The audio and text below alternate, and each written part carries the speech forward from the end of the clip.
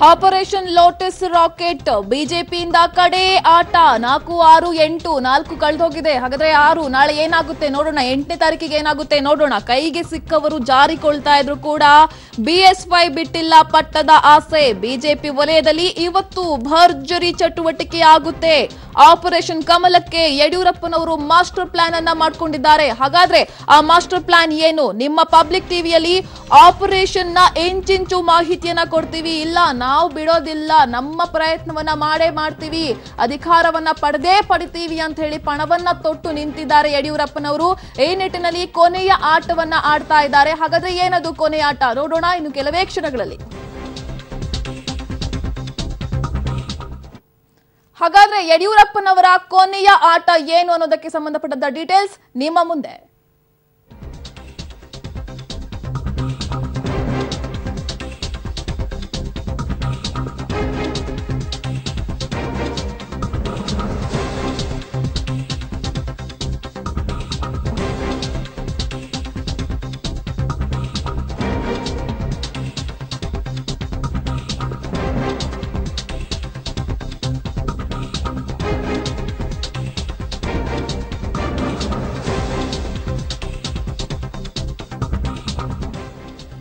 ಹೋದ್ರೆ ಹೋಗ್ಲಿ, ಉಮೇಶ್ ಜಾಧವ್ ಅವ್ರು ಕೈ ಕೊಟ್ರೆ ನಮ್ಗೇನು, ನಾವೇನ್ ಸುಮ್ನೆ ಇರ್ತೀವ ಅಂತ ಹೇಳಿ ಬಿಜೆಪಿಗರು ಕೂಡ ಪ್ರಯತ್ನವನ್ನ ಬಿಟ್ಟಿಲ್ಲ.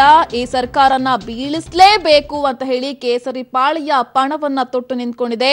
ಅದಕ್ಕೆ ಮೊದಲು ತಮ್ಮ ಶಾಸಕರನ್ನ ಇದೀಗ ಬಿಜೆಪಿಗರು ರಕ್ಷಣೆ ಮಾಡೋದಕ್ಕೆ ಮುಂದಾಗ್ಬಿಟ್ಟಿದ್ದಾರೆ. ಸರ್ಕಾರದ ರಿವರ್ಸ್ ಆಪರೇಷನ್ ಅನ್ನ ತಡೆಯೋದಕ್ಕೆ ಬಿಎಸ್ವೈ ಮಹಾ ಪ್ಲಾನ್ ಅನ್ನ ಮಾಡ್ಕೊಂಡಿದ್ದಾರೆ.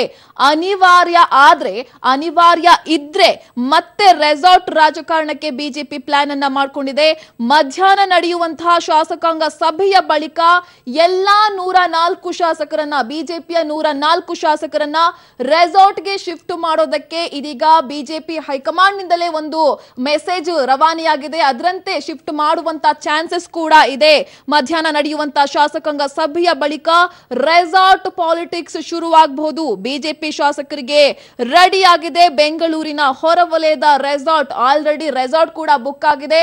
ಒಂದು ವೇಳೆ ರಿವರ್ಸ್ ಆಪರೇಷನ್ ಆಗುವಂತ ಮುನ್ಸೂಚನೆ ಇತ್ತು. ಇವತ್ತು ನಡೆಯುವಂತಹ ಶಾಸಕಾಂಗ ಸಭೆಯಲ್ಲಿ, ತುರ್ತು ಶಾಸಕಾಂಗ ಸಭೆಯನ್ನು ಕರೆದಿದ್ದಾರೆ.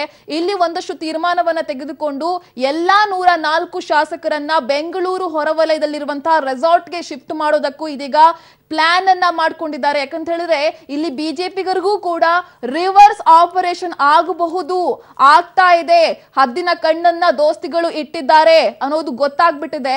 ಈ ನಿಟ್ಟಿನಲ್ಲಿ ನಾವು ಸುಮ್ಮನೆ ಇದ್ರೆ ಆಗೋದಿಲ್ಲ ಅಂತ ಹೇಳಿ ಎಲ್ಲಾ 104 ಶಾಸಕರನ್ನ ರೆಸಾರ್ಟ್ಗೆ ಶಿಫ್ಟ್ ಮಾಡೋದಕ್ಕೆ ಯಡಿಯೂರಪ್ಪನವರು ಈಗ ಪ್ಲಾನ್ ಅನ್ನ ಮಾಡ್ಕೊಂಡಿದ್ದಾರೆ. ಅದಕ್ಕೋಸ್ಕರನೇ ಇವತ್ತು ತುರ್ತು ಶಾಸಕಾಂಗ ಪಕ್ಷದ ಸಭೆಯನ್ನ ಕೂಡ ಕರೆದಿದ್ದಾರೆ.